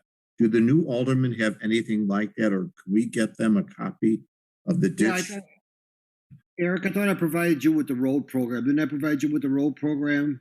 I thought I forwarded it to you. I'm sorry, you're muted, Eric. You're muted. It might have been a long time ago, so maybe I'll regroup with you, Dan. Yeah, okay. No worries. Yeah, I'll the ditch. Yeah, the ditch maintenance project, we're just finishing up that one now, getting ready to hand that one. Again, that's something I think I'm very proud of, and everyone should be very proud of, because to see those numbers and to see what we've done is just phenomenal. And it's a great piece of history. As well as the road program, it tells you, again, just for a recap, the road program catalog tells everyone when it was last done, what was last done, how it was done, what's the consistency of the road program, of the roads, and when the next rehabilitation is scheduled for. Even goes as far as for crack filling. So, and the vehicle ratings, you know, we rate them every single year. The vehicles are rated. Okay. All right, good. All right, thank you. Any other questions on that? Okay. And we will officially move on to motor. I can't say that today for some reason. It's like I'm tongue tied. To special revenues, Fuel tax. motor fuel tax. And I'm going to just keep calling it MFT. Thank you, Barry. Yeah. At least I'm not echoing in my ears anymore because I got the AirPods off. So page 384. With the summary pages and backup starting on page 385. Any questions on page 385? 385? Moving on to page 386. Pavement striping, consulting, tree trimming, capital purchases. Yes, Eric. Yeah, I'm just back on 385. Dan, how is this salt treatment stuff working now that you're putting on the roads before it starts? You guys seen? Yeah, you know, this year was probably the best year for it to be advertised, if you want to call it that. But just due to the cold, this product, again, this is the anti-icing product. It gives us two opportunities. Number one, the one product we use is applied prior to a storm. And as a recap, you know, we listen to the forecast. When the forecast is calling for snow, this product is implemented on the major streets. It's basically the lines that you'll see on the roadways. It's not on every street. It's the primary roadways. So what that does is it allows our guys an opportunity to get in, if you want to say, so that we don't have to be in, it gives us at least a 2 to 3 hour window, depending on the temperatures, maybe up to 4, depending on the temperatures, for us to be able to get in and start to snow plow. Whereas the secondary streets, well, typically they're not traveled as much, whereas the primary ones, if you don't get to them right away, you'll have this icing effect. So number one, that is proven very successful. The second part of this is that we take the salt, we take regular salt, and we treat it with another product.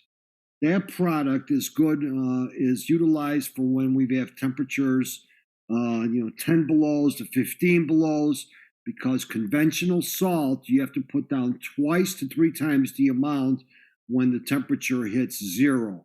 Whereas with this product, you could just put it down once and it'll start working. That's why you'll see the roadways wet at 20 below 0 sometime. Eric, your minutes up. All right, thank you. Any other questions? Yeah, real fast. We're still budgeting to buy 3,000 tons per year, or is that just how are we doing it? Just approximately 2,700 to 3,000. As to date, we have reached our allocation, basically with this last order that's being placed, and we're looking for delivery on approximately 1,000 tons. So pending on what we see for pricing coming up, and I won't get the pricing until April, usually right around April, we may go ahead and go slightly over budget based on pricing, for what we see. So in other words, I believe it's 80 something a ton right now. So if there's a forecast that we're seeing it for 90 a ton, we still have the opportunity to go up to 120% of our contract with the state, not with the state, with DuPage County and the joint contract. So I would like to go and purchase that additional 20%, which equates to maybe $40,000, $50,000. Again, we would either do that prior to, or if we did it, we will come back after the city council after the fact with an agenda memo just for that purchase. Gotcha, Dan. Yeah, I'll be honest with you. I think that's a great idea because as I asked the question yesterday, and I was thinking about some of the pricings that we had a few years ago, and thanks for correcting me, guys. There was 81 bucks a ton now going forward. I still remember when it was 13, 14, we were up to what, $120 a ton back then, from what I remember. Something just was absolutely outrageous. So anything that we can hedge our bets on, because at the same time, you never know, somebody might come back to us outside like Argonne and say, hey, we need salt and we'll be willing to pay for it and get a little bit extra premium off of it. But anyway, yeah, I would definitely recommend that. So hey, Ted, yep. That's the reason we built the Shower Marquez Galans salt storage facility. Still a classic. Kind of like the Public Works building. Was there a ribbon cutting? Oh, that's great. That's great. Mary, I think they segued into the Public Works building here somehow. Yes. I'm sure it would be just the same. Yes. Same fanfare. Sure. Oh, that's great. Any other questions on page 385, MFT? Okay. Hey, Mary, I'm sorry, next page. Okay, moving on to page 386. Dan? Yes, I just kind of wanted, if there was no other questions, I wanted to go over the street maintenance program because this year we're using all the funds out of there for the road maintenance. So I was going to take a moment to explain that. Please do.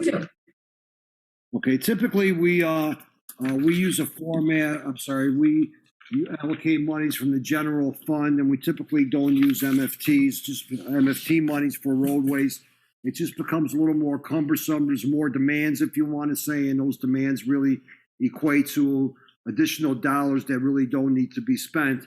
In this particular case, this year we got the monies from the MFT account through several different sources. Number one is our typical source that we get. There's been an increase in that revenue, and Mike can probably share information on that. The second part of it is there's an additional, I'll call it bond monies that was sent back to all the municipalities, and it's called First Illinois Rebuild, something to that effect. And we just took this item back to obviously the municipal services and city council. So these funds through these MFT accounts have to be accounted for certain projects, especially the First Illinois bond work, which is a majority of the money that we're getting. All those funds need to be put in a separate account and utilized for projects that are IDOT approved and IDOT submitted through IDOT formatting, which includes them bidding it for us. So that's the difference this year. But once this money is gone, we're going to be going back to the road program within the general budgets. Thank you for explaining that, Dan. Does anyone have questions? Okay. Anything else on page 386?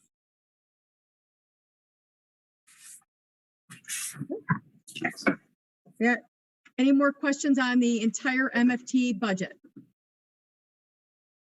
Okay. Well, we have wrapped that up. With that being said, we have wrapped up all the categories except for the police budget. And I believe then we will also be revisiting Any changes? and additionally the drainage project. And there's one, I'm sorry, there's one minor fund, the special service area. It's only a $5,000 revenue, and we'll have that for the next pack, but that's a quick discussion also. That's the Terra Hill area, Mary. That's the Terra Hill. Yes, indeed. Is there any additional questions on everything we've covered tonight? Hey, Mary. Yes. I'm sorry, I do have that additional figure for the rear yard drainage projects. That additional figure is $160,000. So I'm looking in my workbook that I have put together, and that was again in the municipal services account 4374. So we're basically looking at adding $160,000 of the city share for the additional 20 projects. That's to do the entire list of projects. Correct. So I don't know if you want to take a straw poll whether or not those should be included. Whatever again, I'll leave it as your call or Brian's suggestions as well.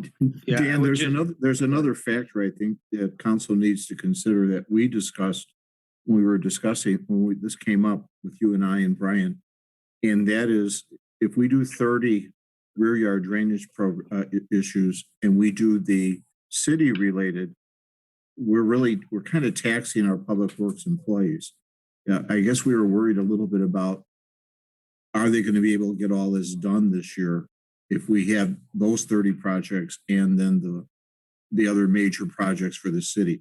I think the council, I'm not saying yes or no, I think the council needs to consider that. I know you have full faith and support in the public works guys to get this job done. But I think that you need to consider that's a lot of work this summer to accomplish between April and maybe November. Dan, Is that a bet, Joe? I didn't say Bob. If you want to comment on that, Brian? Yeah, I'm sorry. We did, after our meeting, as the mayor mentioned, we talked to Chris also a bit more. And, a lot of that work is done by the contractors. And really, Dan, it's less our employees now doing that, as I understood. But I would just suggest we do take, the next meeting to talk about this, because I have some questions for Dan about these projects. He gave a number, but I don't know the impact of that over 3 years, because, if right now, if our 3-year budget has X amount of projects in it, I'm not sure, without spending some more time with Dan, if all that does is take those 3 years of projects and puts it up front, whereby over 3 years, it's the same amount of money. So I just didn't want to rush the discussion. I suggest we come back to the next meeting with the details and a better list of the drainage projects. Again, I mentioned that I don't think I included that in the packet because the council had already approved the drainage projects and the Public Works Committee did, but I'll come back with that full list also. I do think that it would be best for us to continue this conversation so that Dan and Brian and more information can be provided to us for next week. Mr. Kenny? Thank you, Mary. Dan, is there any way of gauging the severity of these projects, kind of like you do with your road project? You know, which projects get prioritized on it? I know you've been with these rear yard drainage projects. It has become a first come, first serve. But when we have residents that have more, we'll say more flooding than say their neighbor across the street, then it comes away. Is there a way we can, I know, prioritize any of these projects? No, with all due respect, I've looked at that. The bottom line it equates to is that all the yards are saturated within the rear yard is where it basically stems up to and exacerbates there. If and when there's a threat to a home, particularly, potential seepage, potential flooding, I will address those immediately and foremost. Okay. And we had a couple situations like that.